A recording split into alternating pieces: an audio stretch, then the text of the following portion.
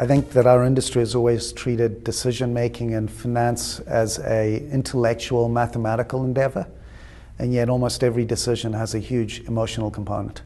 So our belief is if you don't incorporate emotions into the decision-making, you're just going to repeat the same patterns over and over again, because I think 70 to 80% of most decisions are not made with the brain.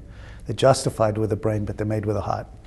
And so we think that if you exclude that part of the conversation, you're never going to get to the optimal outcome, because your emotions are always going to really be driving the decision. And so whether you're in the market or out, whether you work long enough or not, whether you give more money away than you should, or you spend too much, all those patterns will just keep getting repeated until you understand what role are my feelings and emotions playing in this decision.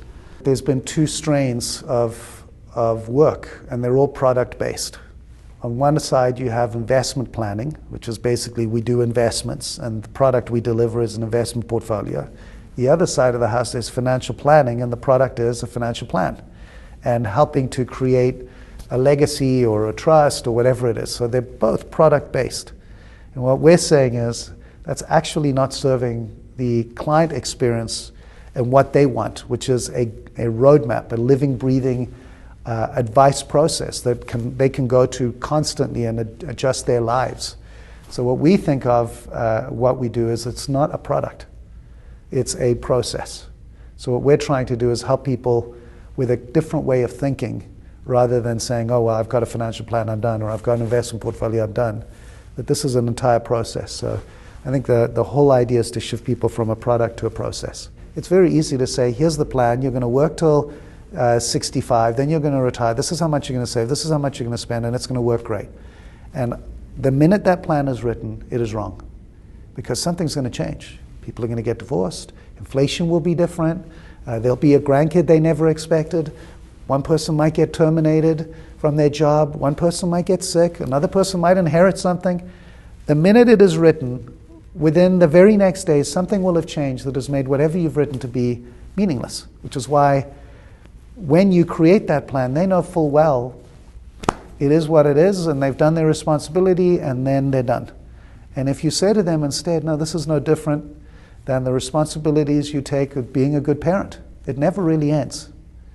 That's true of your financial decision-making and the life you have to lead. It's not a destination. There is a voyage you're going to take, and it is a process, and you're going to be actively involved in when do you want to turn left and when do you want to turn right, because I don't know what you want to choose. I know you, I'm going to tell you the consequences of your choices, but you must own what turns you want to make.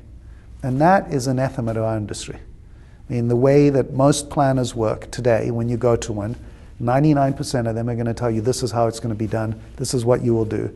And therefore, the client, when it doesn't work, what do? They fire the advisor, go find somebody else who tells them it's going to be great, and they're bringing themselves to every single relationship they have. So we say, the time of pointing fingers and giving other people the blame, and people saying they know things they don't. Nobody predicted 10 years ago that the market would still be flat from 2000 till today. And that if you built a plan that said that it was going to be up 10% a year, you're off course. And if your advisor hasn't said, we're off track and you need to change some things, it's not their fault, it's not the advisor's fault, but many of them take the blame because the client actually has rented the solution. So we think that that's not the future of the industry.